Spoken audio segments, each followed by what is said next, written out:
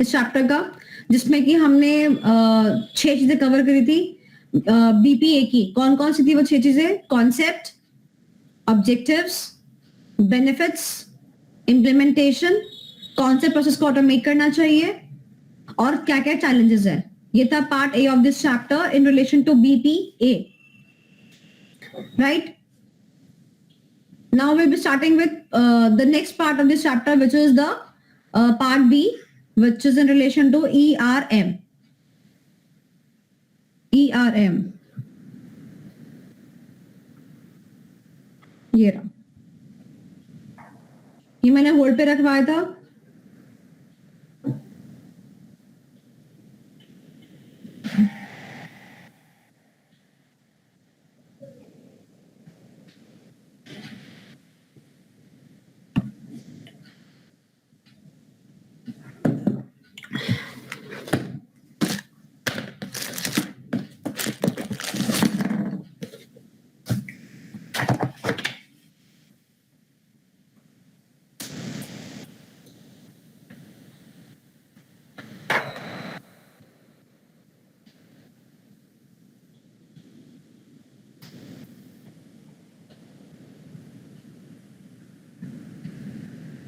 Okay.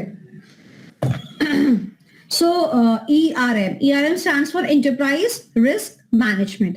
जो हमने कल पढ़ा था, हमने क्या ही कल पढ़ा था कि अगर हम अपने प्रोसेस को मैनुअल से ऑटोमेटेड ले जाते हैं तो क्या रिस्क राइज होता है? बिल्कुल होता है। तो वो कह रहा है कि अगर मैं इस रिस्क को क्या कर दूं, मैनेज कर दूं, तो उसको क्या बोलेंगे? तो उसको बोलेंगे एंटरप्राइज रिस्क मैनेजमेंट। ठीक है, अब इसमें 3 टॉपिक है, डेफिनेशन, बेनिफिट्स एंड फ्रेमवर्क। जो ये टॉपिक है होलसम, ये टॉपिक फॉल करता है सी कैटेगरी में। क्यों? क्योंकि इसका ना देखो, ये तो डेफिनेशन है, डेफिनेशन को तो मैं काउंट ही नहीं करती, है ना। बात करते हैं बेसिकली ईआरएम के बेनिफिट्स की या फिर उसके फ्रेमवर्क की। तो जो ये वाला क्वेश्चन है ना, ये आपका आ चुका है मई 22 के अंदर। ठीक है, अब बचते हैं इसके बेनिफिट्स। बेनिफिट्स ना विच आई गेस इज नवंबर 21 में आ चुका है। ठीक है, तो ऑल टुगेदर ये कंटेंट जो है आ चुका है आपके एग्जाम के अंदर, इसीलिए मैं इसको सी कैटेगरी में फॉलो करवा रही हूँ। ठीक है, तो हम एक काम करते हैं, हम इसकी डेफिनेशन को रीड करते हैं, इसकी डेफिनेशन को समझते हैं। बेनिफिट्स मैं आपको ऊपर ऊपर से करा देती हूँ क्योंकि नवंबर 21 में आया था, पुराना हो गया। और फ्रेमवर्क तो लेटेस्ट है, तो आएगा ही नहीं। ठीक है, तो इसको हम नहीं करेंगे, आप भी छोड़ सकते हो। और हम इसकी डेफिनेशन और बेनिफिट्स कर लेते हैं। मेजर पार्ट इसका डेफिनेशन का रहेगा।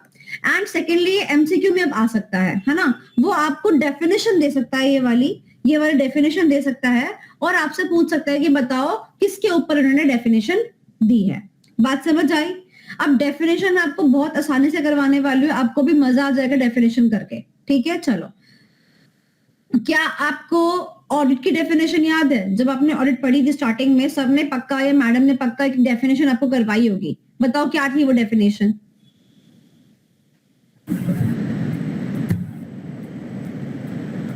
क्या थी वो definition? Examination of statements, records to and form an opinion. Okay, तो keywords ये तो आधी दो डेफिनेशन है, पूरी बताओ।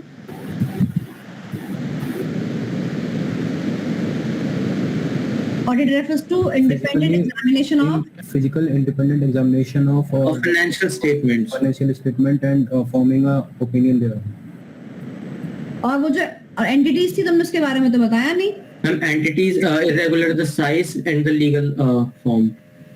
Irrespective of the size, the legal form, profit oriented or not. Or profit oriented or not, yes ma'am. याद आ गया? कौन कौन कनेक्ट कर पा रहा है इस डेफिनेशन से? Raise your hand.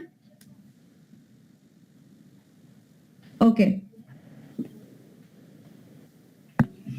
महक, तुमने तो क्लासेस देख ली है सर की, तो सर ने डेफिनेशन करा दी होगी। कनेक्ट कर पा रहे हो कि नहीं कर पा रहे हो? Yes ma'am. क्या थी डेफिनेशन, फिर बताओ। मैम याद नहीं है।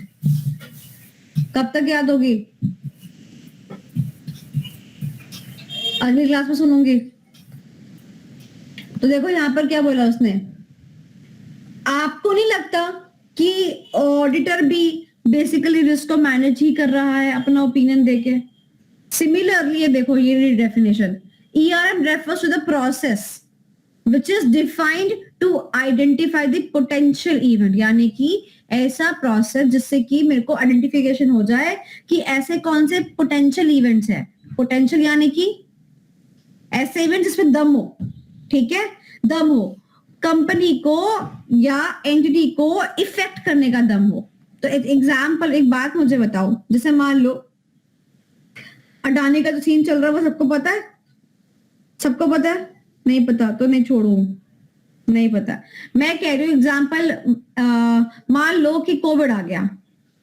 अब पता, कोविड आने से पोटेंशियल इफेक्ट आएगा एंटिटी के ऊपर कि नहीं आएगा? एंटिटी बंद हो सकती है कि नहीं हो सकती है? हो सकती है ना।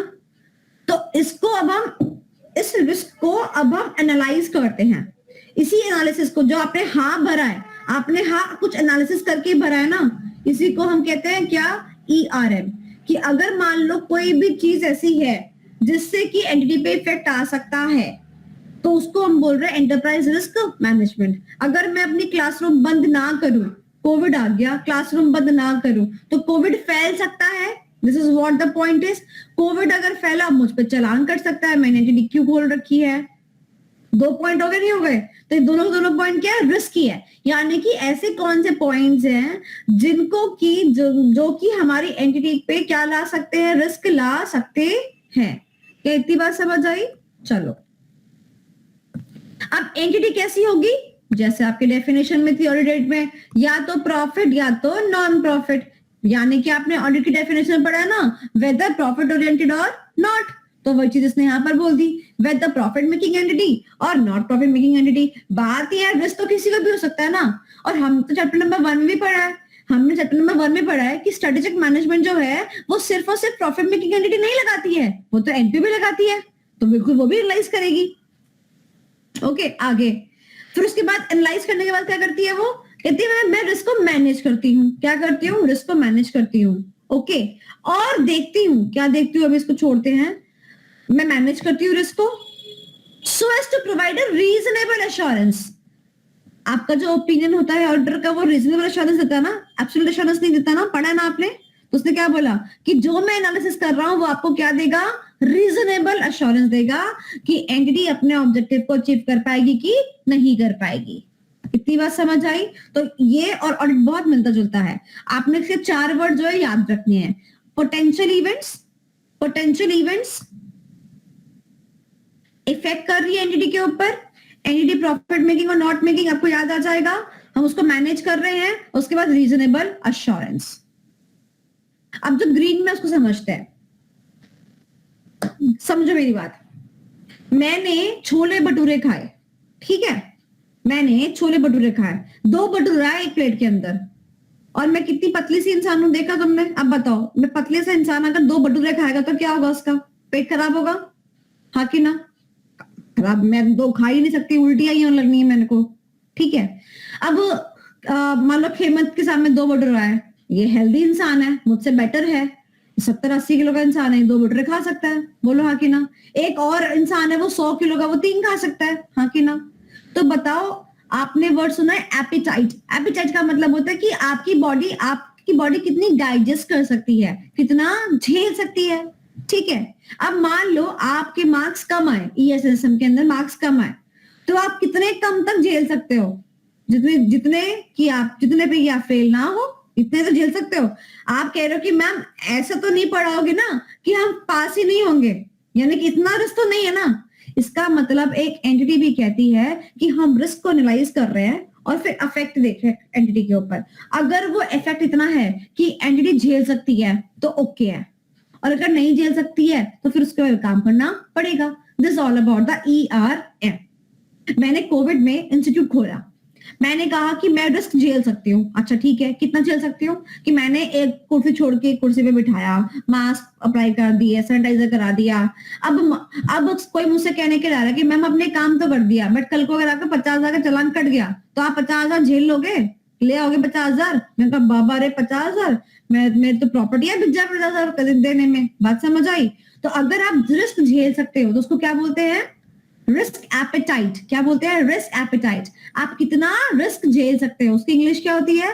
Risk appetite. क्या वर्ड है? Risk appetite. तो अगर कोई रिस्क एपेटाइट से ज्यादा है, एपेटाइट से ज्यादा है तो हमारे को काफी ज्यादा इफेक्ट होएगा। अगर एपेटाइट से कम है तो हमें कम इफेक्ट होगा। अगर कम इफेक्ट है तो कोई बात नहीं, चलने देते हैं। अगर ज्यादा इफेक्ट है तो उस पे काम करना पड़ेगा। क्या काम करेंगे? क्या काम करेंगे? कंट्रोल्स लगाएंगे। क्या काम करेंगे? कंट्रोल्स लगाएंगे। बात समझ आया? तो देखो ध्यान से समझना, ईआरएम क्या है? रिस्क को एनालाइज करने का मेथड है। रिस्क को एनालाइज करने का मेथड है। क्या बात समझ आई? यस और नो? अदनान?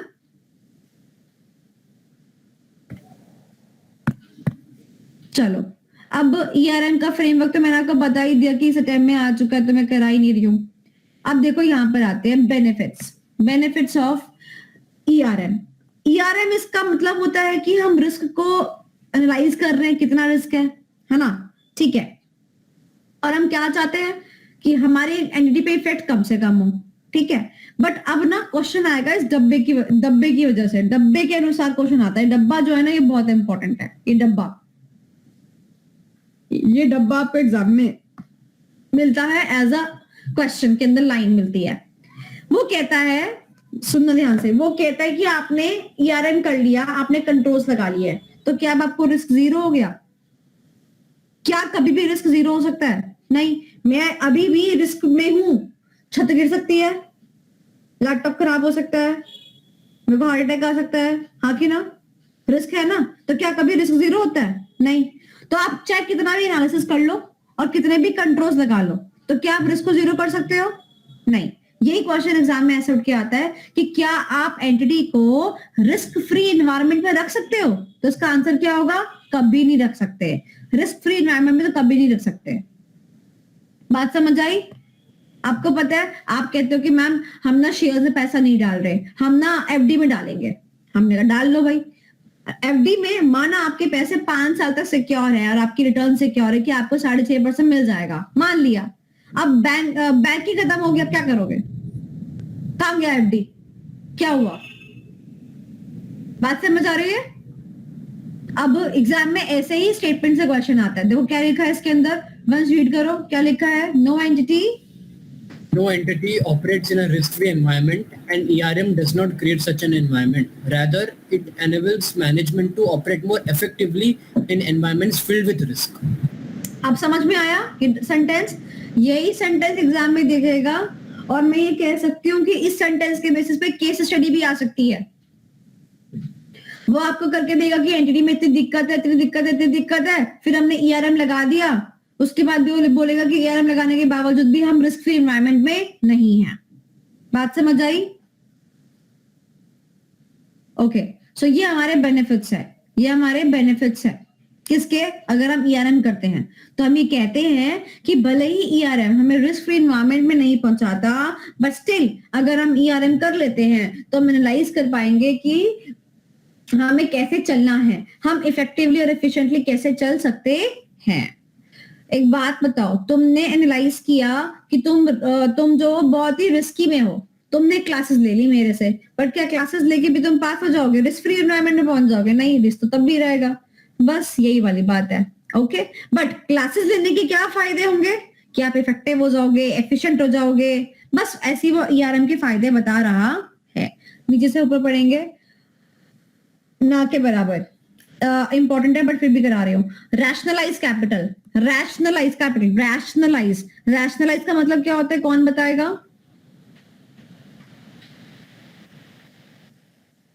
आपने घर में सुना है राशन? हम सही तरीके से राशन वर्ड सुना है? घर का राशन मम्मी मैनेज करती है। राशन जो वर्ड निकला है वो इसी रैशनलाइज वर्ड से निकला। रैशनलाइज का मतलब होता है जिसको जहां ठीक तरीके से लगाना चाहिए, it's called rationalise. Okay, rationalise capital. तो अगर मान लो आपको पता है कि ये काम करने से मेरे को ये मिलेगा या ये काम करने से मेरे को इतना रिस्क होगा, आप उस अकॉर्डिंग कैपिटल लगाओगे तो आपका दिमाग खुल जाएगा कितनी कैपिटल लगानी, किस एरिया में लगानी है। Next is seize opportunities. अगर आपको पता है कि आगे जाके कोविड आने वाला है, आपने एनालाइज किया और आपकी कोचिंग क्लास बंद होगी, तो अनअकैडमी से अगर ऑफर आए तो तुरंत ले लेना चाहिए ना, हाँ कि ना? मैम एक चीज समझ में नहीं आई, इसमें सीज क्यों लिखा है? इसकी जगह तो फिर ये होना चाहिए ना कि ओपन न्यू अपॉर्चुनिटीज। सीज का मतलब होता है कि जो अपॉर्चुनिटी आपके द्वार पे आई उसको होल्ड कर लो, उसको ग्रैब कर लो कि वो किसी और के पास ना जाए। अब अन अकेडमी वाले ने मुझे ऑफर दिया, मैंने मना कर दिया, तो मेरे को तो ग्रैब कर लेनी चाहिए ना अपॉर्चुनिटीज, वो ये कहना चाह रहा है। Next is provide the integrated response to the multiple risk. आप अपने रिस्पॉन्स को पहले से ही क्या कर सकते हो, तैयार कर सकते हो, बिकॉज आप रिस्क को मैनेज कर चुके हो, आपको पता चल चुका है कि क्या रिस्क आने वाला है।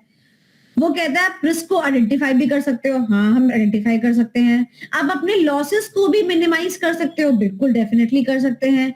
आप अपने डिसीजन मेकिंग अच्छे से कर सकते हो, बिल्कुल कर सकते हैं। आप अपनी ग्रोथ को अच्छा कर सकते हो, बिल्कुल कर सकते हैं। और आप अपने रिस्क एपेटाइट को और अपनी स्ट्रेटेजी को भी अलाइन रख सकते हो। यानी कि अगर आपने स्ट्रेटेजाइज किया, वंश ने स्ट्रेटेजाइज किया कि मैम ने मुझे कहा था 18 घंटे पढ़ने के लिए, अब तो मैं 18 घंटे ही पढ़ूंगा, ठीक है। अब उसके बाद स्ट्रेटेजी बनाई, ये पढ़ूंगा ये पढ़ूंगा ये पढ़ूंगा ये पढ़ूंगा, बट इसको लगता है कि नहीं मेरे को तो 10 घंटे झिल रहा है, 12 घंटे झिल रहा है। तो अगर आप ERM कर लेते हो तो आपको पता है कि आपका रिस्क एपेटाइट कितना है, कि आप कितना झेल सकते हो, और आपकी जो स्ट्रेटेजी है वो 18 घंटे की है, तो आप उन दोनों को अलाइन कर पाते हो अगर आपका ERM हो तो। अगर ERM नहीं होगा तो आप दोनों को अलाइन नहीं कर पाओगे, मिसमैचिंग हमेशा रहेगी। तो ERM करने से आप दोनों को अलाइन कर सकते हो। मैंने आपको ऊपर से पढ़ाया है, कैटेगरी नंबर सी में फॉल करता है। ये फ्रेमवर्क वाला क्वेश्चन आ चुका है, मई 22 में नहीं आएगा। बेनिफिट्स वाला क्वेश्चन पहले आए थे नवंबर में, ना के बराबर आने की चांसेस है, मैंने फिर भी आपको हेडिंग से करा दिया है। और जितना कंटेंट गिवन है हैंडमेड नोट्स के अंदर उतना सफिशिएंट है। डेफिनेशन को इंपॉर्टेंट मार्क कर लेना for the MCQ। Yes Adnan, over to you. Ma'am ये क्रॉस एंटरप्राइज रिस्क क्या है? क्रॉस के ऊपर मैंने हैंडमेड नोट्स के ऊपर दे रखा है, cross is equal to across. Across यानी कि पूरे एंटरप्राइज का। हाँ मैम, तो ये वाला पॉइंट बता देते एक बार। वो ये कह रहा है अदनान, क्रॉस का मतलब है अक्रॉस। मैंने बोला अक्रॉस द ऑर्गेनाइजेशन, यानी कि पूरा ऑर्गेनाइजेशन, ठीक है। इंग्लिश में वो यहाँ पर खेला है, ठीक है। क्रॉस का मतलब होगा यहाँ पर अक्रॉस, यानी कि हम यहाँ पे क्रॉस को क्या पढ़ेंगे, अक्रॉस। तो हम पूरी एंटिटी को कितना रिस्क है उसको आइडेंटिफाई कर पाते हैं और उसको मैनेज कर पाते हैं, रिस्क को आइडेंटिफाई कर पाते हैं, और हर एंटरप्राइज के हर एक कोने के रिस्क को आइडेंटिफाई कर पाते हैं across the enterprise. Okay, so we are done with the ERM।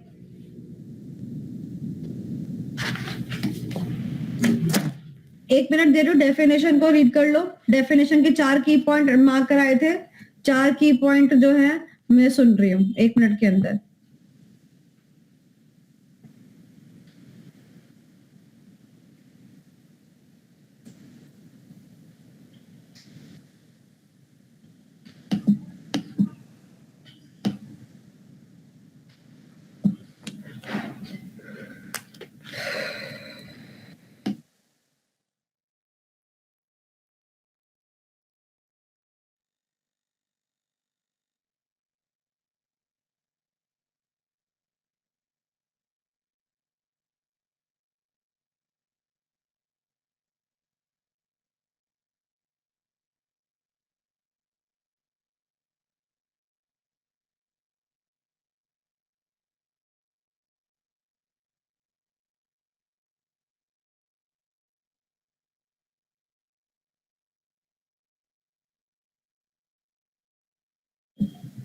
Done? Adnan, all the 4 keywords. Ma'am हम आइडेंटिफाई करते हैं पोटेंशियल इवेंट्स को जो कि अफेक्ट कर सकते हैं एंटिटी को, और मैनेज करते हैं रिस्क को with in the risk appetite रहे, और ताकि हमें रीजनेबल एश्योरेंस ऑब्टेन हो जाए regarding the achievement of objective. Okay, great. Okay, so now we'll be moving to next area. Now मैंने थोड़ा डिफिकल्ट एरिया लिया, अब एक आसान एरिया ले रहे हैं। बट जो आसान एरिया है ना वो करवाने में आसान है, यानी कि मैं जब कराऊंगी तो, बाकी किसी फैकल्टी से नहीं, मैं ही जब कराऊंगी तो आपको आसान लगेगा। बट एग्जाम में इतना स्कोरिंग है, मतलब आपके हाथ में लड्डू के समान है, इतना आसान है, बेहद आसान टॉपिक। तो हम करने जा रहे हैं बेहद आसान टॉपिक। मेरे बुक्स में अप्रोक्सीमेटली 1.30 के पेज पे आपको मिल जाएगा, which is risk and controls for the specific business processes. Risk and controls for specific business processes.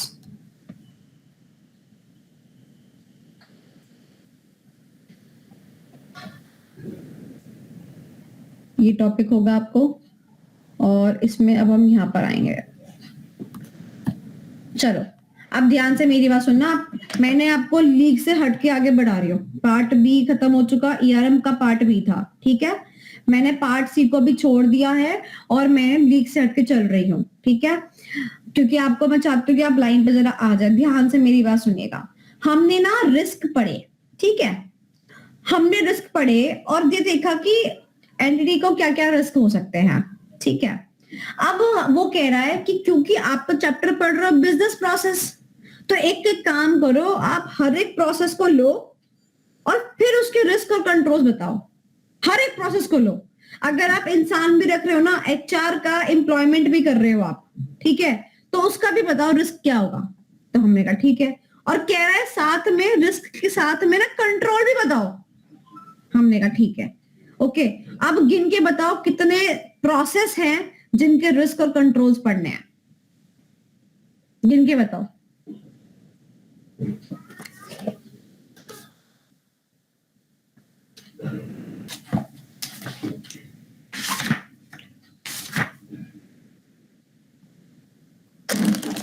Five.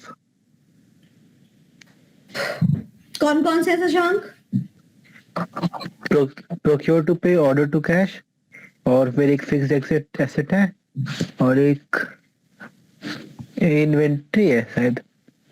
Fixed asset inventory है, और एक याद नहीं आ रहा है। अभी भी बोला मैंने एक। कौन सा था? Order to cash, procure to pay, inventory हो गया, फिक्स्ड एसेट हो गया, ह्यूमन रिसोर्स। एचआर। एग्जाम्पल देना मैंने अभी, एम्प्लॉय करना है।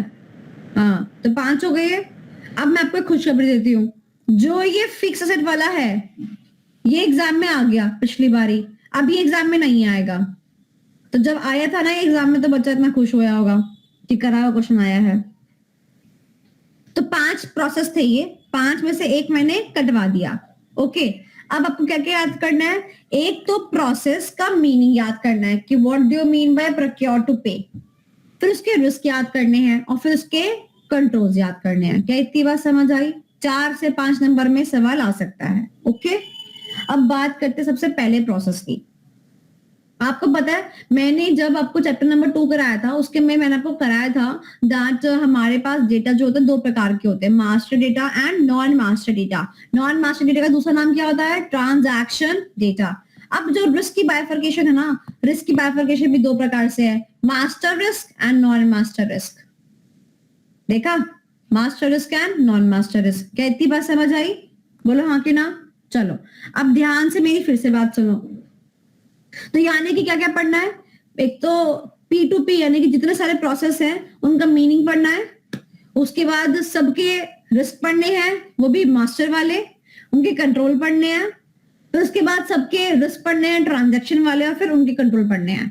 तो मैं वंश से पूछती हूँ, अगर मेरे पास एक प्रोसेस में मीनिंग है, मास्टर लेवल के रिस्क एंड कंट्रोल्स है, ट्रांजैक्शन लेवल के रिस्क एंड कंट्रोल्स है, यानी कि एक प्रोसेस की 3 चीजें पढ़नी है, और हमारे पास 5 प्रोसेस है जिसमें से कि एक आ चुका है, तो बचे 4। तो 4 प्रोसेस की कितनी चीजें पढ़नी पड़ेंगी हमको?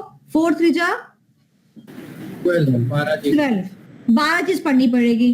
अब मैं एक क्वेश्चन और आपसे पूछती हूँ, क्या 12 चीज अगर मैं आपको कराऊं तो क्या 12 की 12 आप निशाने में डालोगे? क्या पता दूसरे वाला पॉइंट तीसरे में डाल दो, क्या पता चौथे वाला पॉइंट 5वें में डाल दो। जब 12 इतनी सारी चीजें पढ़ोगे तो इधर का उधर तो होगा ही ना। हाँ ना, हाँ कि ना। अब मैं आपको एक चीज सिखाने जा रही हूँ। अगर मैं आपको ये कहूं कि मैं आपको सिर्फ और सिर्फ 3 चीजें सिखाऊंगी और 12 में एप्लीकेबल हो जाएगी, तो आपको कैसा लगेगा? अच्छा लगेगा? फिर आप अच्छा फीडबैक दोगे? हाँ कि ना? ठीक है, जिसके फीडबैक नहीं आए ना आज दे देना फीडबैक, और डांट को एक्सक्लूड कर देना उसमें से, ठीक है। अगर आज फीडबैक नहीं आया फिर क्या करोगे? फिर मैं तुम्हें रिकॉर्डिंग्स प्रोवाइड करा दूंगी। डन है?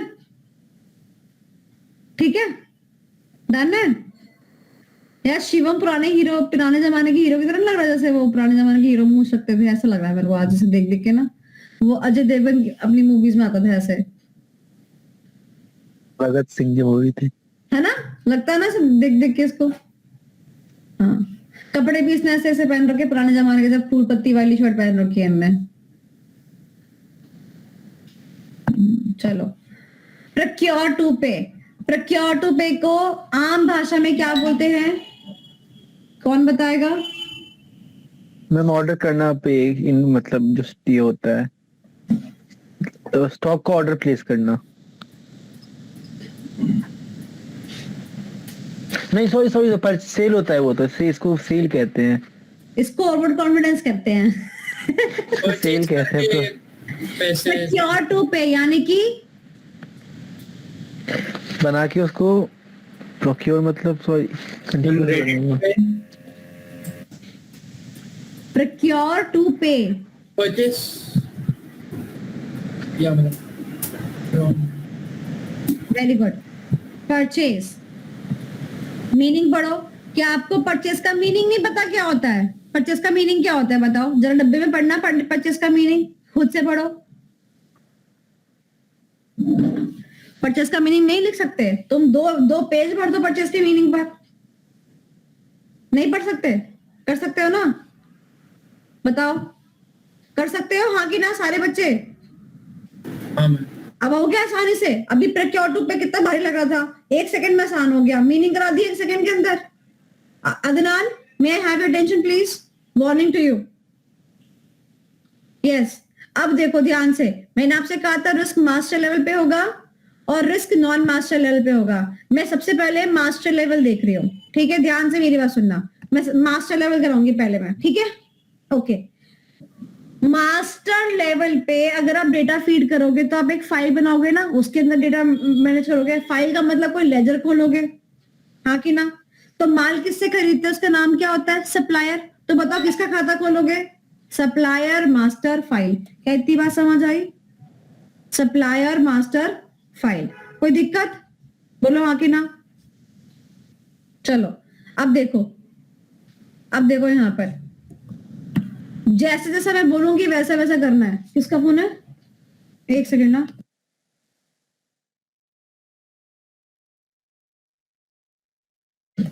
Hello guys, extremely sorry for the inconvenience.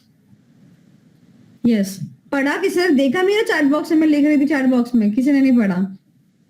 मैंने कहा पढ़ लो, टॉपिक निकाल के दिया मैंने। चलो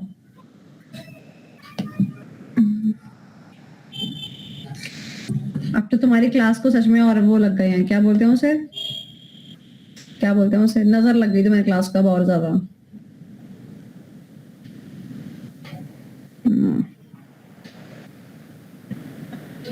आ जाओ चलो। सो प्रोक्योर टू पे इज इक्वल टू परचेज, ठीक है? परचेज का मीनिंग कर लिया। अब परचेज में हमारे को मास्टर डेटा के रिस्पेक्ट में कुछ समझना है। क्या समझना है? रिस्क और कंट्रोल्स। जैसे जैसा मैं कराते चलूंगी वैसा वैसा करते चलेंगे। देखो सबसे पहला, ये मैंने आपको हमेशा याद कराया, झूठा और छूटा। बताओ कहां पे करा था मैंने ये? झूठा और छूटा। कुछ लॉ कराए थे मैंने, फॉल्स इंफॉर्मेशन अगर आपने दी तो। सेक्शन नंबर 60 66 नहीं 5 हाँ सारे बोल दो। 6 5 4 3 2 हाँ 68 ना मैम। 68 तो सिलेबस में भी नहीं है। 166 F for AV।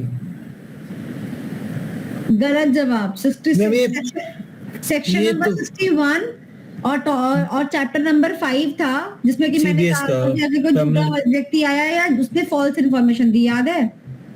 Prevention of money laundering act का। अब देखो यहाँ पर बनी हमारी supplier master file. Supplier master file का शॉर्ट फॉर्म क्या है? SMF, ठीक है? अब टेक्निकली सोचना, देखो छूटा और झूठा, सप्लायर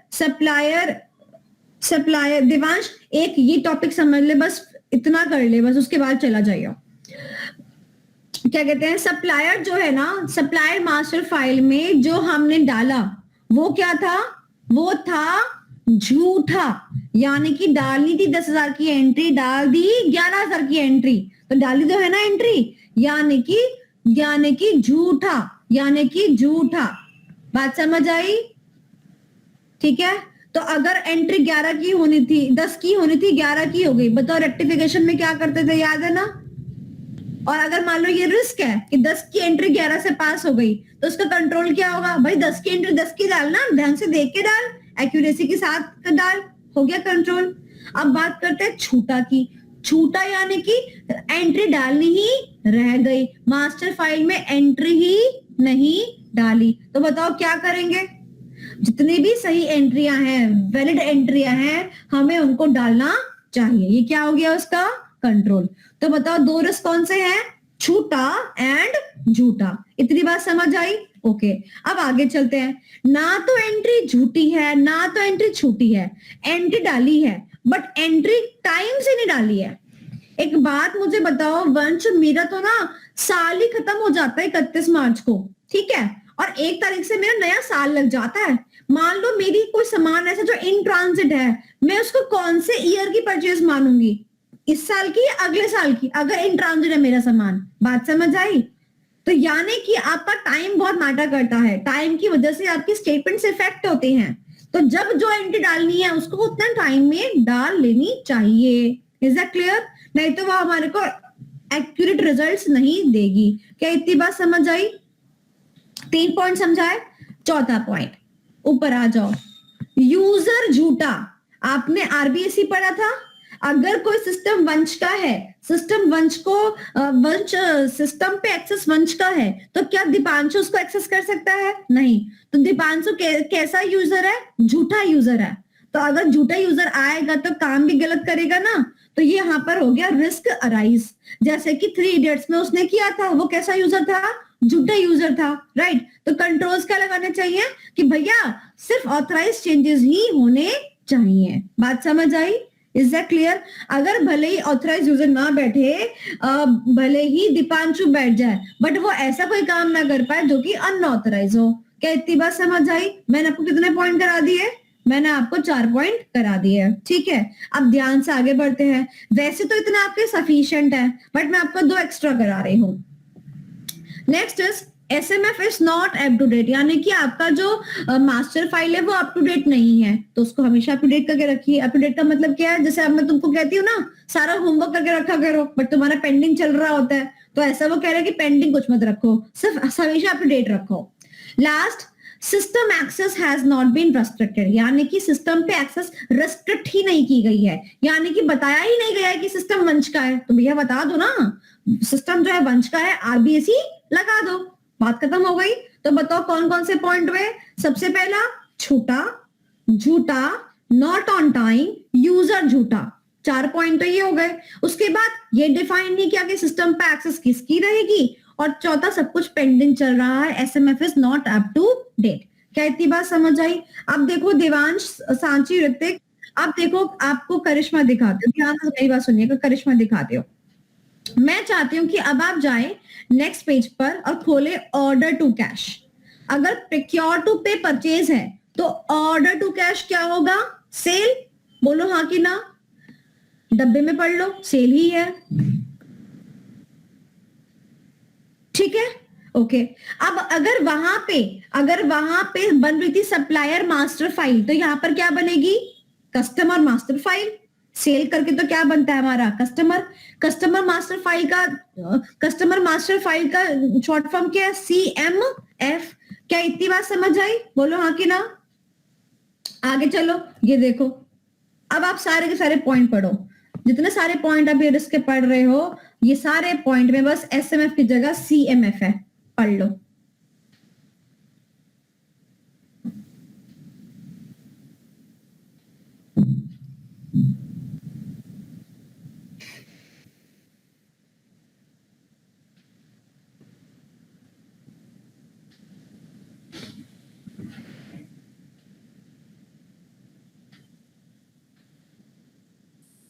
हो गए सारे पॉइंट? समझ में आ गया? मैम सेकंड पॉइंट समझ में नहीं आया। All changes to same find not in, यानी कि कुछ छूट गया ना। ऑल चेंजेस, अगर मेरी सेल 1 करोड़ थी, मेरे को एक वाउचर डालना था 10,000 रुपए का, तो अभी 1,10,00,000 होने चाहिए था ना, है ना, बट नहीं हुआ ना, क्योंकि मेरा एक वाउचर छूट गया 10,000 का। तो all changes are not made ना। आपको सेल रिकॉर्ड करनी है, सेल रिकॉर्ड करो, परचेज रिकॉर्ड करिए, purchase record, sale return record करिए, जो आपको रिकॉर्ड करना है that has to be record, कुछ भी छूटना नहीं चाहिए। और यहाँ पे वर्ड वैलिड इसलिए लिखा है क्योंकि वही चेंज मारेंगे ना, वही उसी की एंट्री मारेंगे जो वैलिड है, जो वैलिड ही नहीं है उसकी एंट्री थोड़ी ना मारेंगे। आपने कहा मैम आपने परचेज की एंट्री नहीं करी, आपने सेल की एंट्री नहीं करी, मैंने कहा सेल इस पीरियड का था ही नहीं, एंट्री करो, तो वैलिड चेंजेस इसलिए बोला गया। ठीक है, ओके। अब देखो मैं आपको आगे लेके जा रही हूँ, ध्यान से मेरी बात देखते रहना, सुनते रहना, 2 मिनट के अंदर क्वेश्चन हो जाएगा। अब देखो, अब आते हैं इन्वेंट्री साइकिल पर।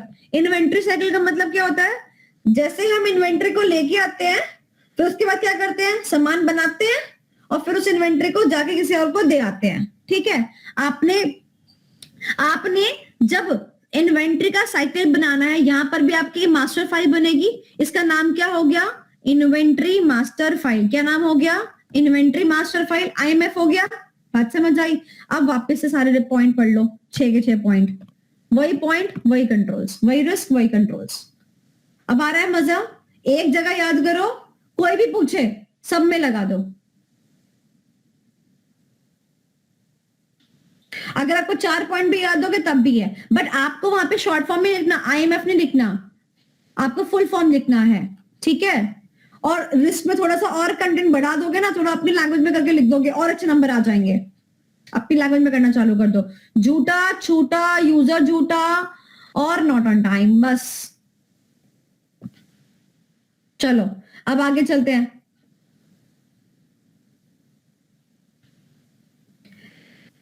फिक्स असेट में बनता है फिक्स असेट रजिस्टर, तो यहां पर सेम पॉइंट यहां पर भी है, बट यहां पर क्या आ गया, फिक्स असेट का रजिस्टर आ गया। और ये क्वेश्चन तो हमें करना भी नहीं है क्योंकि एग्जाम में आ चुका है। तो बस देखो, जब एग्जाम में क्वेश्चन आया होगा, आप सोचो बच्चों की कितनी खुशी हुई होगी ना, ये खुशी बहुत इंपॉर्टेंट है। अब देखो यहां पर आओ, HR के अंदर। अब HR के अंदर मुझे लगता है HR आएगा, अगर आना चाहिए तो हमारे जो बाकी 6 पॉइंट है ना, उसमें आपको क्या करना है, उसमें आपको फाइल कौन सी बनानी है, देखो क्या लिखा है यहां पर,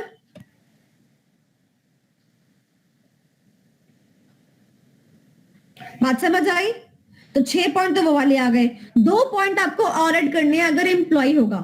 ठीक है, अगर HR होगा तो कौन कौन से पॉइंट होंगे अदनान, यहां लगाओ प्लस, यहां लगाओ माइनस, यहां लगाओ प्लस, यहां लगाओ माइनस। प्लस का मतलब क्या है, अगर मान लो सुनो मेरे पेरोल पे तुम सारे बच्चे हो और एक बच्चा और मेरे क्लास में एडमिशन लेता है, तो क्या मुझे पेरोल की लिस्ट में उसको ऐड नहीं कर देना चाहिए, कर देना चाहिए। नहीं किया तो क्या है, रिस्क, यही बोला उसने पहले पॉइंट पे। और अगर मान लो तुम में से कोई क्लास छोड़ के जा रहा है तो मुझे उस बंदे का नाम लिस्ट में से हटा देना चाहिए, बोलो हाँ कि ना। अगर मैं नहीं हटाती हूँ तो रिस्क है ना, मैंने गलत डेटा दे रही हूँ एंटिटी को, राइट। तो अगर कोई इंसान माइनस होता है यानी कि टर्मिनेट होता है, तो उसको फाइल को फटाफट से अप टू डेट कर दो कि भैया ये बंदा छोड़ के चला गया। इंसान था ना, आवन और जावन चलता रहता है। तो प्लस और माइनस याद रखोगे। प्लस का मतलब क्या है, न्यू एम्प्लॉइज, और माइनस का मतलब क्या है, एम्प्लॉय छोड़ के जा रहे हैं यानी कि टर्मिनेशन। याद हो गया क्या, सबके मास्टर्स याद हो गए, एक तरकीब से सबके मास्टर याद हो गए। चलो आगे चलते हैं, अब हम नॉन मास्टर करते हैं। करें नॉन मास्टर, देवांश समझ पा रहे हो, मैसेज कर रहा है कि कोई बच्चा, हाँ अदनान। मैम 5th और 4th पॉइंट में क्या डिफरेंस है, ये मास्टर डाटा में, ये वाले में, हाँ किसी में भी 5th और 4th पॉइंट में क्या डिफरेंस है, P2P में जैसे। सुनो 5th पॉइंट में कह रहा है कि जो चेंजेस है ना वो टाइम से नहीं हो रहे हैं। ठीक है, टाइम से नहीं हो रहे यानी कि जैसे मान लो जो परचेज जिस क्वार्टर की थी उस क्वार्टर से लेके वो नेक्स्ट क्वार्टर की हो गई है, गलत पीरियड में रिकॉर्ड हो गई है। यहाँ पर क्या कर रहा है वो, यहाँ पे कह रहा है कि हमने खुद अपडेशन नहीं करी है सॉफ्टवेयर के अंदर, हमने डाली ही नहीं है। ओके, अगर मान लिया अदनान देखो कंफ्यूजन है भी ना, कोई एक पॉइंट लिख दे, कोई भी एक पॉइंट लिख दे, 5 पॉइंट बस फिर भी है। ठीक है, ठीक है। ओके, अब बात करते हैं ट्रांजैक्शन की। ट्रांजैक्शन किसी का भी डाल लेते हैं। तुमको ऐसा लगता है कि मैंने ट्रांजैक्शन के लिए भी सेम निमोनिक बना के रखा होगा? निमोनिक क्या कह सकते हैं, तरकीब कह सकते हैं याद करने की। अब सुनो, जब आप ट्रांजैक्शन की बात करोगे ना तो दिमाग में ना अगर परचेज पढ़ रहे हो ना तो परचेज की ट्रांजैक्शन पास कर लो, अगर सेल कर रहे हो तो सेल की ट्रांजैक्शन पास कर लो, अगर एम्प्लॉय की बात कर रहे हो तो एम्प्लॉय को पैसा देने की एंट्री पास कर दो, उसको टीडीएस काटो, एम्प्लॉय को पैसे दे दो। बात समझ आई? तो अभी हम क्या कर रहे हैं, P2P यानी कि परचेज की एंट्री दिमाग में रखो, ठीक है। और कैसी परचेज की एंट्री? नॉर्मली बिजनेस में परचेज कैसा होता है, उधारी पे होता है, तो एंट्री क्या बनती है, परचेज अकाउंट डेबिट टू, बोलो ना, to creditors. Okay, and that is the x. उसके बाद क्या होगा, एक्स टू बैंक, यही होगा, ठीक है। बस देखो क्या कह रहा है वो, परचेज ऑर्डर आया, पहले तो ऑर्डर आता है पहले, ये बात हमें पता चल गई चैप्टर नंबर 2 के अंदर। तो पहले ऑर्डर आता है, पहले ऑर्डर देते हैं, अगर परचेज है तो देंगे और सेल्स ऑर्डर होगा तो लेंगे। तो पहले ऑर्डर आया तो कहता है ऑर्डर में गड़बड़ी हो गई, हमने प्रोसेस ही नहीं किया कि ऑर्डर आया, ठीक है।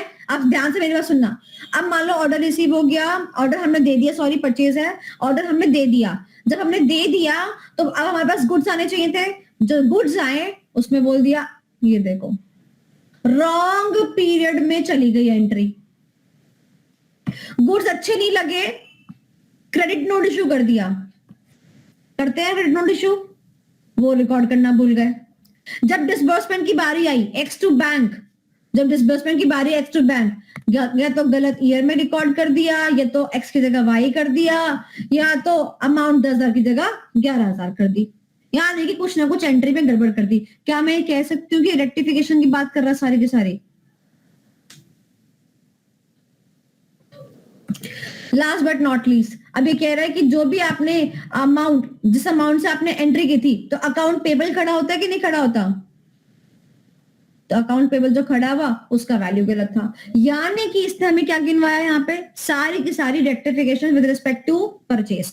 तो परचेज के रेस्पेक्ट आपको जो भी याद है, आपको ये याद हो रहा है कि एक्स की जगह वाई को, एक्स की जगह वाई डाल दिया तो लिख दो रॉन्ग पर्सनल क्रेडिटेड, ठीक है। आपको लग रहा है कि रॉन्ग पीरियड में चला गया तो wrong the amount posted was in the wrong year, जो आपको याद आ रहा है रेक्टिफिकेशन की वजह से, आपने रेक्टिफिकेशन तो पढ़ा है ना अच्छी तरीके से, वो सारे पॉइंट आप ओपन कर सकते हो। और आपको पता है अगर परचेज होता है तो क्रेडिट नोट बनेगा और सेल होगा तो डेबिट नोट बनेगा, तो वो अकॉर्डिंगली लिख दो। और अगर आपको ये भी नहीं पता कि क्रेडिट नोट है कि डेबिट नोट है, आप लिख दो कि नोट्स जो इशू किया उसको प्रॉपर्ली रिकॉर्ड नहीं किया, मत लिखो क्रेडिट नोट के डेबिट नोट, लिखो ही मत कुछ भी।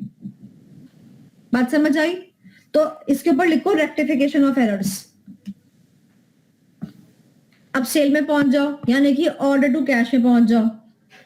ये देखो क्या सारे वही पॉइंट है,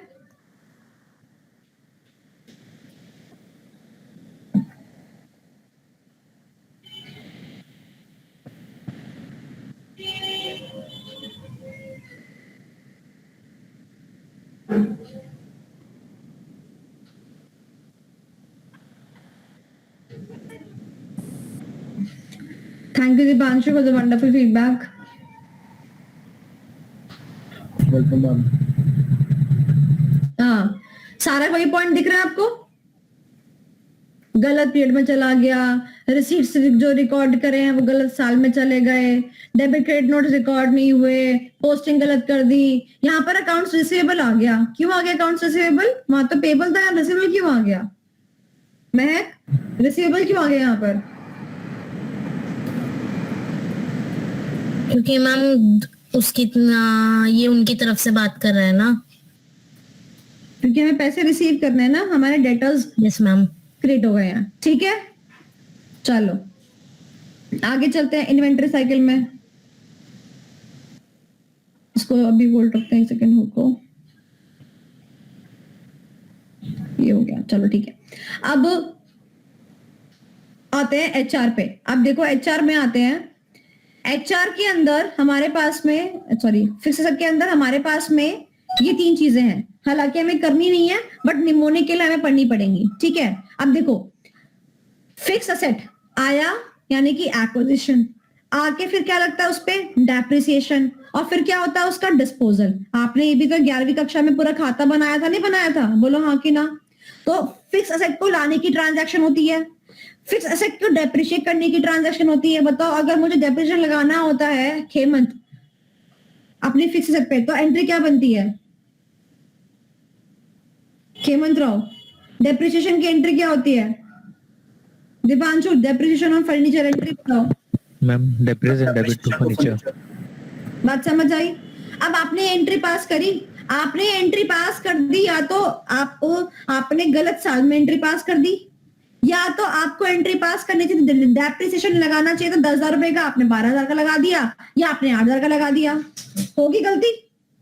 अब उसके बाद डिस्पोजल का मतलब क्या था? उसको बेच दिया। अब बेचा आपने 1 लाख में, दिखा रहे हो कि आपने बेच दिया 50,000 में, गलत है ना?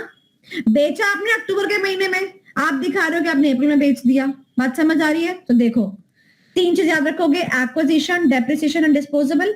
एक्विजिशन में एक एंट्री गलत होगी, झूठी होगी, या एंट्री छूट सकती है या फिर एंट्री रॉन्ग पीरियड में जा सकती है। डेप्रिसिएशन भी एंट्री झूठी हो सकती है या रॉन्ग पीरियड में जा सकती है। एक बच्चा कह रहा है कि मैम यहाँ पर भी तो छूटा आ सकता है, बिल्कुल आ सकता है, यहाँ पर भी छूटा आ सकता है। तो बेसिकली तीनों जगह छूट सकती है एंट्री, या तो झूठी हो सकती है एंट्री, या तो रॉन्ग पीरियड में आ सकती है। क्या इतनी बात समझ आई?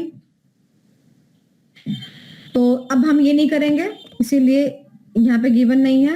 अब हम चलते हैं यहाँ पर इन्वेंट्री। आओ इन्वेंट्री।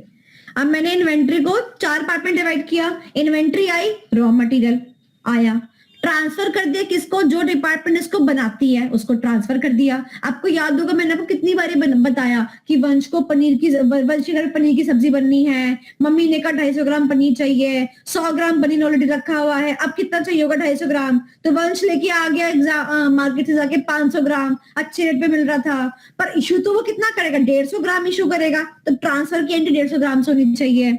याद आ रहा है? कुछ कनेक्ट कर रहे हो? पनीर की सब्जी से कनेक्ट कर पा रहे हो? उसके बाद फिनिश गुड हाथ में आ गया। अभी फिनिश गुड्स जो है इसकी डिसबर्समेंट होगी, किसको कितना चाहिए उसकी एंट्रियां आएंगी। तो यहाँ पर हमारे पास करके एंट्री बनी, सबसे पहले रॉ मटेरियल, फिर ट्रांसफर, उसके बाद फिनिश गुड्स बन गया, और फिर उसके बाद उसकी शिपमेंट। तो देखो यहाँ पर भी सेम वही चीज है। देखो छूटा, झूठा और not in the same period. देखो ये देखो रॉ मटेरियल के रेस्पेक्ट में भी छूटा, झूठा, not in the same period. Transfer के लिए भी छूटा, झूठा, not in the same period. Finish goods के लिए भी छूटा, झूठा, not in the same period. सबके लिए यही है। देखो raw material accepted without a valid orders, not recorded accurately, not recorded in the system at all. Not recorded in the system at all क्या बन गया आपका? छूटा। ये क्या बन गया आपका? झूठा।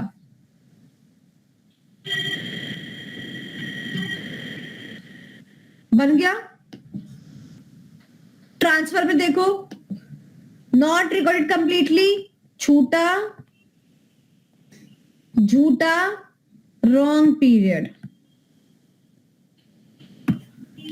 अब एग्जाम में मैं आपको बताती हूं, आपके स्टडी मैट में भी बाइफर्केशन नहीं दे रखी। Raw material, transfer, finish goods और शिपमेंट, बाइफर्केशन नहीं है। तो आप मुझे बताओ, अगर आप ये चारों पे एटलीस्ट लेट सपोज आप छूटा और झूठा भी लगा देते हो चारों पे, तो 8 पॉइंट तो वैसे हो गया आपके पास। अगर आपने सिर्फ छूटा और झूठा ही लगा दिया कि आप एंट्री रिकॉर्ड करना भूल गए, आप सामान लेके आए, एंट्री रिकॉर्ड करना भूल गए, ट्रांसफर किया, एंट्री रिकॉर्ड करना भूल गए, ट्रांसफर किया, एंट्री डालनी थी 50,000 की, एंट्री डाल दी 20,000 की, दिक्कत। छूटा और झूठा भी याद रखेंगे तब भी आपका काम चल जाएगा। 8 पॉइंट आपके हाथ में तब भी आ गए। क्या मैं और आपको इसमें कुछ हेल्प कर सकती हूँ? नहीं कर सकती। अब एक और चीज, बस एक और चीज लास्ट, ह्यूमन रिसोर्स को लेके एक लेवल पे रिस्क और है, that is a configuration level पे रिस्क। ठीक है, कॉन्फ़िगरेशन लेवल पे रिस्क, ये रिस्क आप लीव कर दो। इस पे क्वेश्चन आ चुका है, तो आप जो है इस क्वेश्चन को अच्छे से नहीं करेंगे बिकॉज ये क्वेश्चन आ चुका है, इसलिए मैं इस पर बात भी नहीं करना चाहती। ठीक है, और इस पे कोई वो भी नहीं बनता, एमसीक्यू भी नहीं बनता। ओके, सो हमने क्या करा अभी? कितने सारे प्रोसेस थे हमारे, और उसके प्रोसेस कितने सारे रिस्क थे, कितने सारे कंट्रोल थे। कंट्रोल लगाने तो आसानी है, रिस्क समझ में आ गया तो कंट्रोल ऑटोमेटिक लग जाएगा। रिस्क में क्या करना है? 5 बात कॉमन रखनी है मास्टर्स में, और ट्रांजैक्शन में आपको समझ में आना चाहिए कि बस या तो रेक्टिफिकेशन की एंट्री पास हो रही है, कुछ छूट गया, कुछ झूठ गया, कुछ ऐसा समान हो गया। ये सारी की सारी निमोनिक जो है ना सिर्फ आपको याद करने के लिए है, जो ये स्टोरी वगैरह है जो मैं समझा रही हूँ याद करने के लिए है ये सब कुछ, ठीक है। ऐसा नहीं है कि आप जो है इसको ये मान के चलो कि इसको ऐसे ही करते हैं, नहीं, मैंने आपको कंटेंट ज्यादा नहीं समझाया, जो प्रोसेस है उसका कंटेंट नहीं समझाया, याद करने की टेक्निक समझा दिया, आप लिख के आ सकते हो, कंटेंट मैंने नहीं समझाया। Is that clear? Any doubt? चले आगे। तो हमारे पास में risk and control for the specific business process हो गया है। तो देखो, part A is about the BPA, we are done with part A. Part B is all about the ERM, we are done with that. Part C is on the risk and controls, जिसमें कि हमने risk किए थे और controls अभी बाकी हैं। उसके बाद part D is about the business process के रिस्क एंड कंट्रोल, जो भी हमने खत्म किया। And the last part is in relation to the laws and regulations, जिसमें कि कल हमने आईटी के कुछ सेक्शंस किए थे, याद है? चलो, तो एक काम करते हैं, 5 मिनट का ब्रेक लेते हैं, ठीक है। उसके बाद में हम कंट्रोल्स वाला पार्ट देख लें, जो भी बचा हुआ पार्ट है इसका वो देख लेंगे, ठीक है, आफ्टर द ब्रेक।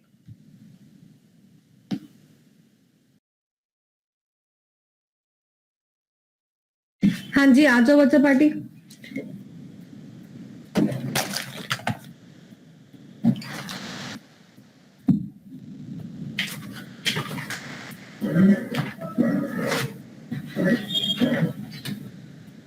चलो अब एक एक सेक्शन करके उठाते हैं और जो भी उसका कुछ बचा हुआ है पार्ट उसको खत्म करते हैं, ठीक है। चलो सबसे पहले पीछे से लेंगे, ठीक है। सबसे लास्ट की मैं अगर बात करूं, सबसे लास्ट टॉपिक जो आपका आता है दैट इज फ्लो चार्ट, ठीक है, as per my notes. Flow chart की रिकॉर्डिंग जो है वो मेरे यूट्यूब चैनल में रखी हुई है। फ्लो चार्ट आप देख रहे हो कि इतने सारे टाइम से नहीं आ रहा है और हर टाइम टीचर बोलता है कि भाई इम्पोर्टेंट है, ठीक है, करो करो। मैं तो इस नेचर की हूं कि मैं ये कहती हूँ कि अगर आप इंटेलिजेंट है न्यूमेरिकल करने में, अगर आपका हाथ न्यूमेरिकल में अच्छा है तो आप फ्लो चार्ट करें, अगर अच्छा नहीं है तो आप फ्लो चार्ट ना करें। अगर मान लो आपको प्रॉब्लम होती है, एग्जाम्पल आप इनकम टैक्स की कोई प्रॉब्लम आपके सामने आती है, ठीक है, कि भाई बंदे की इनकम ये है और बताओ जो है एक ऐसा फ्लो चार्ट बनाओ कि बंदे की इस इनकम पे जो है टैक्स आ जाए या व्हाटसोएवर।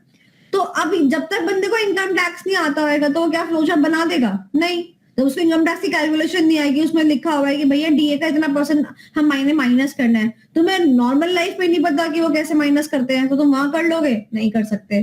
तो फ्लो चार्ट वो बंदा करे जो न्यूमेरिकल में अच्छा है। न्यूमेरिकल यानी कि आपके न्यूमेरिकल्स इनकम टैक्स पे आ सकते हैं, कॉस्टिंग पे आ सकते हैं और मैथ्स पे आ सकते हैं। जैसे कि बॉयज को जो है कपड़ों के ऊपर 20% डिस्काउंट मिलेगा अगर वो 50,000 से ऊपर की शॉपिंग करेंगे। तो लड़कियों को स्लैब बना रखे हैं, 10,000 तक की शॉपिंग करने पे इतना % डिस्काउंट मिलेगा, 10 से 50 तक में इतना मिलेगा और 50 से ऊपर इतना ही मिलेगा। तो पहले हम देखेंगे कि मेल है कि फीमेल है, फीमेल होगा तो ये होगा, मेल होगा तो ये होगा, पूरा उसका फ्लो चार्ट बनेगा। तो अगर आपका मैथमेटिकल एनालिटिकल अच्छा है तो फ्लो चार्ट करें और नहीं अच्छा है तो ना करें। पहली बात, अगर करते हैं तो आप एक गांठ बांध लीजिए, अगर करते हैं वीडियो देखिएगा, ठीक है, और उसके बाद में क्वेश्चंस को सॉल्व कीजिएगा। आपके पास में अभी 1.5 से 2 महीना बच रहा है, ठीक है, आप गांठ बांध लीजिए। अगर आप ऑल्टरनेट डेज पे क्वेश्चन सॉल्व नहीं कर रहे हैं, यानी कि एटलीस्ट आपको 30 क्वेश्चंस अपने हाथ से सॉल्व करके जाने हैं। अगर आप 30 क्वेश्चन अपने हाथ से सॉल्व करके जा रहे हैं तो हो सकता है कि आप वहां ठीक कराएं, अदरवाइज नो चांस। क्यों? क्योंकि फ्लो चार्ट के अंदर नेगेटिव मार्किंग चलती है। अगर मान लो आपने फ्लो चार्ट बनाया, ठीक है, उसमें एक गलती हो गई, आपको डब्बा बनाना सिलेंड्रिकल, आपने डब्बा बना दिया डायमंड शेप, आपने डब्बे की शेप भी चेंज करी, बस आपका -0.5। तो क्या होता है, आपने 10 गलतियां करी और आपके 5 में से 0 नंबर। तो क्या होगा, अगर गलती की चांसेस अगर ज्यादा होंगे तो नेगेटिव मार्किंग की वजह से आपके मार्क्स घटते चले जाएंगे। तो फ्लो चार्ट में ये प्रॉब्लम है, तो ध्यान से फ्लो चार्ट करेंगे। मैं ये कहती हूँ कि जिन बच्चों का अच्छा है मैथ्स वो करें, अगर वो करते हैं तो कम से कम 30 प्रॉब्लम्स सॉल्व करके जाएं हाथों से। और आप मेरे क्रैश कोर्स में हो, आपने जहां से भी रेगुलर पढ़ाई करी है वहां पे आपको क्वेश्चंस दिए हुए होंगे, आप वो क्वेश्चन सॉल्व करके जाएं। सेकेंडली, अगर आपने नहीं करा है तो एटलीस्ट जो आपके क्वेश्चन स्टडी मैट के अंदर है as an example, as in the question at the last, वो करके जाएं। अगर आपसे वो एग्जाम्पल नहीं बन पा रहे, अगर आपसे वो 30 क्वेश्चन नहीं बन पा रहे, तो आप एग्जाम में अटेम्प्ट नहीं कर सकते फ्लो चार्ट। अगर आपने किया भी तो आप फ्लो चार्ट को बनाने में ही 1 घंटा लगा दोगे, जितने में कि आप बाकी क्वेश्चंस कर सकते हो। ठीक है, so this is my view on flow chart, और otherwise you are open to have your own view। Ma'am कितने मार्क्स का आएगा अगर आया अभी तो? 5 नंबर मैक्सिमम। मैम अभी तक मुझे इसका आइडिया नहीं क्योंकि मैंने नहीं किया है, तो फिर और वैसे न्यूमेरिकल की कोई इशू नहीं है, वो तो मैं कर लेता हूँ। अगर नहीं, आप मेरा वीडियो देखिए, ठीक है, वीडियो और मैम मेरे 45 बहुत ग्रुप में, तो इस वजह से भी सोच रहा था थोड़ा टाइम की कमी है। तो बेटर ये है कि अगर आपका बहुत ग्रुप है तो फ्लो चार्ट का तो सीन ये है बेटा, समझ ले कि वो एक चैप्टर के जैसा है। ठीक है, समझ ले कि वो चैप्टर के जैसा है, और वो चैप्टर तेरे को हर 2 दिन बाद रिवाइज करना पड़ेगा, कम से कम 30 प्रॉब्लम्स घर से सॉल्व करनी पड़ेंगी, तब जाके 5 में से 5 नंबर का तू अटेम्प्ट कर पाएगा। और उसमें भी अगर गलती हो गई बाई चांस, तो 5 में से भी गलती में माइनस होते रहेंगे। ठीक है, तो फिर ठीक है, मैम हाँ। कंपल्सरी क्वेश्चन में नहीं आएगा ना? बस नहीं, कंपलसरी मुझे तो नहीं लगता कंपलसरी में आना चाहिए, बिकॉज आप केस बेस्ड क्वेश्चन आ चुके हैं, तो कंपलसरी में वैसे क्वेश्चन आएंगे, अब कंपलसरी में मेरे को नहीं लगता कि आएगा। बट अगर मान लो आ जाता है तो 5 नंबर है, आप देखिए क्या आप 5 नंबर के लिए हर दूसरे दिन आधा घंटा डिवोट कर सकते हैं?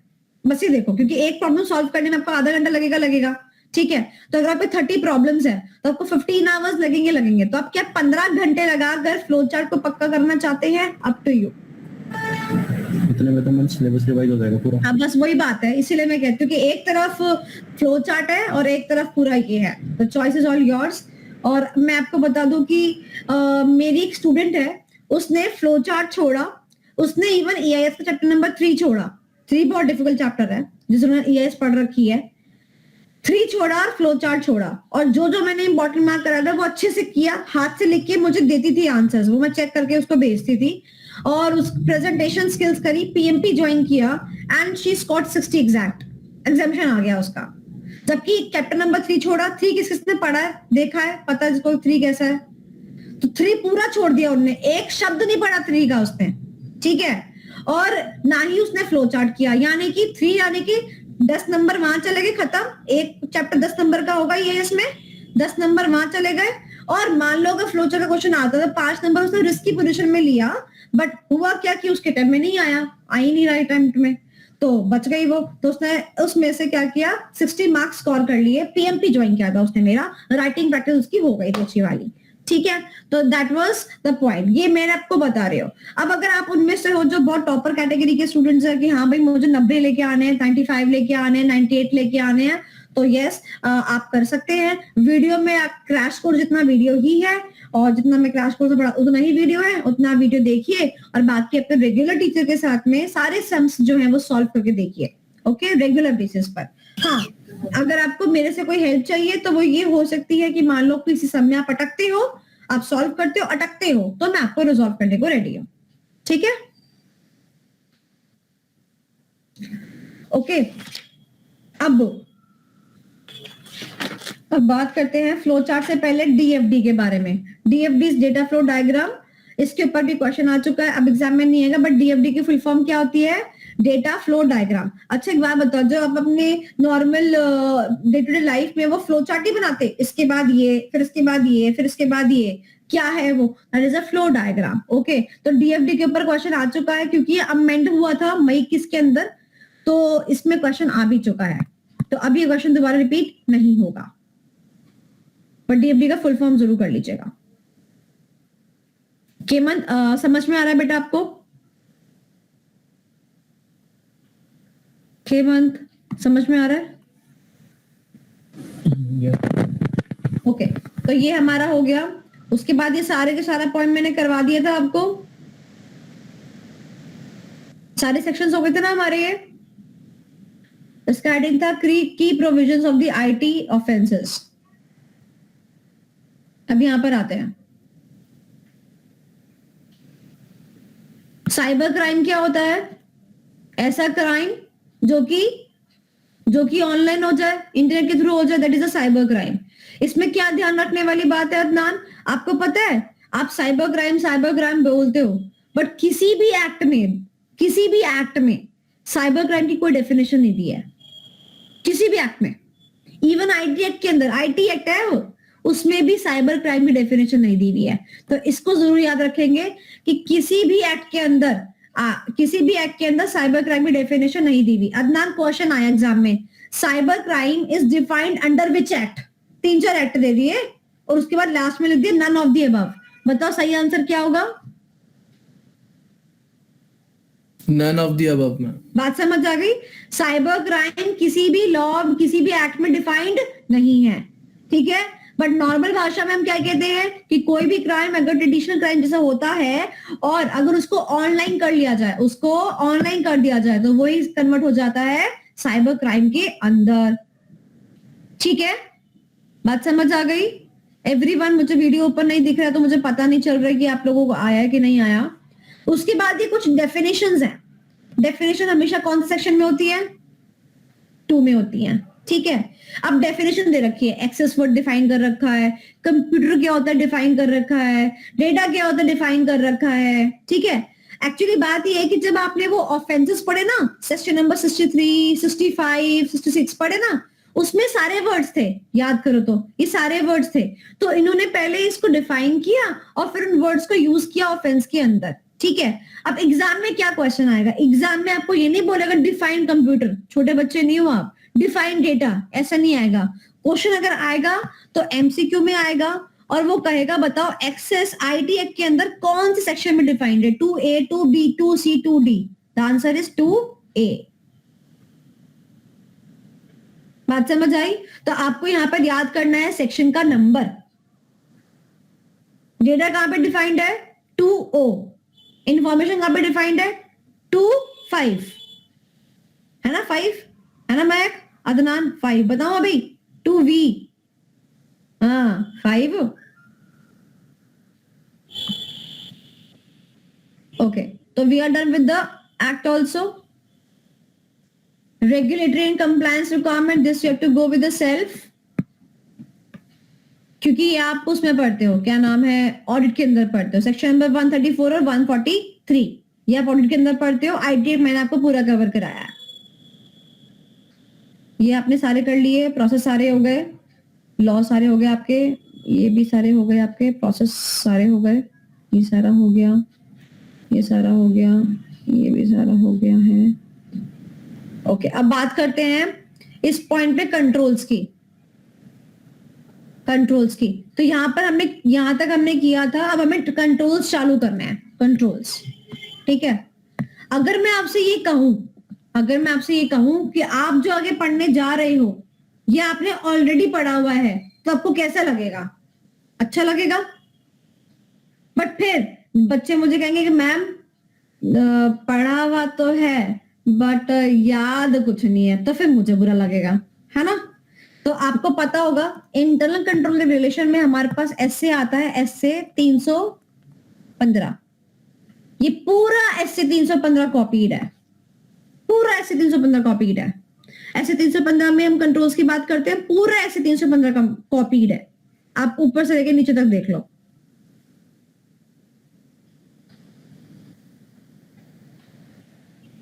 ये सारे कंपोनेंट्स, ये इसका निमोनिक भी आता है, आईसी राम। 315 किस किसने पढ़ रखा है? 315 ये सारे इंटरनल कंट्रोल्स है मैम, सारे के सारे पॉइंट इसमें लिख रखे हैं। ओके ओके, ये मैं आपको बता देती हूँ, ये आपने शायद नहीं पढ़ा होगा, अप्लाइंग आईटी कंट्रोल्स। ओके, अब ध्यान से मेरी बात सुनना। आईटी पे कंट्रोल्स लगा रहे हैं, ठीक है। तो एक तो ये है, सुनना ध्यान से, एक तो ये है कि मेरा ये सिस्टम है, लेट्स सपोज मेरा ये सिस्टम है, तो एक तो ये कि जो ये सिस्टम है ना, मेरे को ना इस सिस्टम को ऐसी जगह पे रखना है जहाँ पे चोर ना आ जाए। तो मैं इसको क्या कर रखूंगी, ऐसी जगह पे रखूंगी जहाँ चोर ना जाए। उसको एक रूम के अंदर रखूंगी, रूम को ताला लगा दूंगी। तो ये कंट्रोल लगाना हुआ। तो ये कैसा कंट्रोल है? जनरल कंट्रोल है। इसकी चाबी 2 रखूंगी। लॉकर, आपने कभी लॉकर खुलवाया बैंक के अंदर? एक लॉकर के, जब लॉकर आप खुलवाते हो ना बैंक के अंदर, तो लॉकर को जब आप खुलवाते हो तो हर एक लॉकर 2 चाबी से खुलता है, पता है। एक चाबी आपके पास होती है और एक चाबी मैनेजर के पास होती है। आपका लॉकर तब तक नहीं खोलेगा जब तक दोनों लोग साथ में नहीं आ जाते। पता है आपको ये चीजें? ये क्या है? जनरल कंट्रोल है। बात समझ आई? तो मैंने भी ऐसे ही किया, इस सिस्टम को कहां रखा, इस सिस्टम को कमरे के अंदर रखा, कमरे की 2 चाबी रख दी। पठान मूवी किसने देखी है? मैं पठान में भी तो यही हुआ था, एक चाबी 12 किलोमीटर दूर थी, एक चाबी 16 किलोमीटर दूर थी, दोनों को मिक्स करते तभी तो लगाते थे। कौन कौन इस बात से रिकॉल कर पा रहा है? हाथ खड़े करेंगे। पठा समझ में आया? तो ये क्या है? जनरल कंट्रोल्स है। अच्छा, अब मैं लगा रही हूं कंट्रोल्स जो कि मैं मेरे ऐप पे लगा रही हूं। जैसे कि मैंने ऐप का पासवर्ड रख दिया, ये क्या है? एप्लीकेशन कंट्रोल, यानी कि सॉफ्टवेयर का कंट्रोल। मैंने आरबीसी लगा दिया, ये क्या है? ऐप का कंट्रोल है। मैंने कहा कि आपको मैं आरबीएससी के अकॉर्डिंग से व्यू का एक्सेस दे रही हूं, आप ऑल्टर नहीं ले सकते, तो ये क्या है? ऐप का कंट्रोल। बात समझ आई? यानी कि अगर आप ऐप पे कंट्रोल लगा रहे हो तो उसको क्या बोलते हैं? Application control. और आप नॉर्मली जनरली कंट्रोल लगा रहे हो उसको क्या बोलते हैं? General controls. आपने घर के पास चौकीदार खड़ा कर दिया, वो क्या है? जनरल कंट्रोल है। आपने अपने घर पे वो लॉकर जो था ना उस पे पासवर्ड लगा दिया कि इस लॉकर को खोल ना पाए, वो क्या है? App control. Is that clear? General control and app control, इसको पढ़ लेना।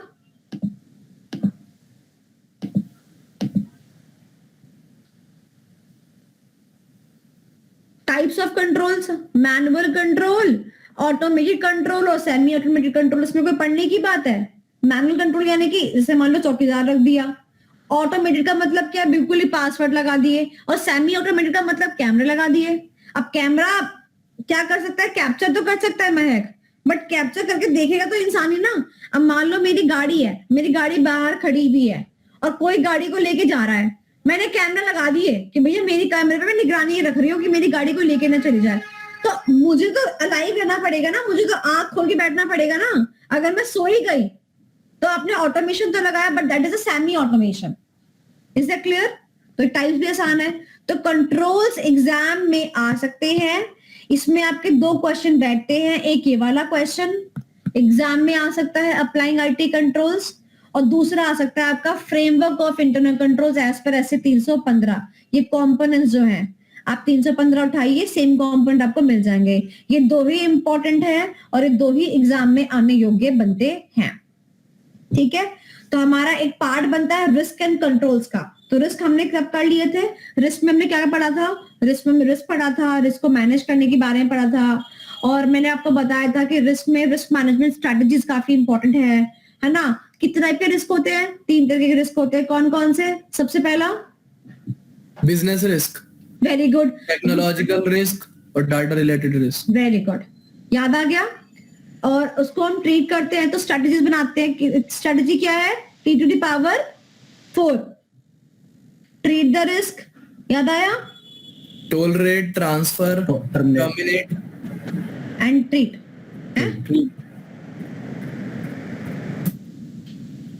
ठीक है, तो we are done with this. अब बताओ, ये भी हो गया, ये भी हो गया, ये भी हो गया। हाँ, ये यहाँ पे कुछ टर्म्स है, मैंने कल बताई थी आपको कि आपको सेल्फ करनी है, नॉट दैट मच इम्पोर्टेंट। सारे हमने ये भी कर लिए, ये भी कर लिया, ये भी कर लिया। We are done with this also, भी कर लिया। I think we are done with the chapter. We are done with the chapter. अब इसका फ्लो चार्ट मेरे पास आ जाएगा कल तक। इस चैप्टर को हमने अभी ताजा ताजा फिनिश किया है, आ जाएगा फ्लो चार्ट इसका। पार्ट ए में क्या किया हमने? बीपीए। पार्ट बी में क्या किया? ईआरएम। पार्ट सी में क्या किया? Risk and controls. Part D में क्या किया? Specific risk with respect to the business processes. उसके बाद क्या किया? IT act, rules and regulation. Very good, laws. और लास्ट टॉपिक है फ्लो चार्ट, वो आपने सेल्फ करना है। बात खत्म हो गई। मैंने ग्रुप में एक आंसर दिया था, आपने बोला था लिख के देने के लिए, वो सही आंसर है? कौन सा आंसर लिख के दिया? आपने ही बोला था चैप्टर 8 का कि एक बहुत इंपॉर्टेंट क्वेश्चन है, इसको लिख लेना खुद से। अच्छा हाँ, जो तूने कल दिया है लिख के, वो वाला? हाँ, ठीक है, वो आंसर मैंने देख लिया था, मोबाइल में खोल के देख लिया था। हाँ ठीक है, वो आंसर सही है। हैंड राइटिंग शशांक थोड़ी सही कर ले बस। Thank you so much Shashank for the wonderful feedback. Okay, so we are done with chapter number 1 of EIS. तो हमारे कितने चैप्टर्स है EIS के अंदर? 5. मैं एक चैप्टर के नाम बताएगी, 4 हमने कर लिए हैं. चारों के नाम बता दे मेरे को.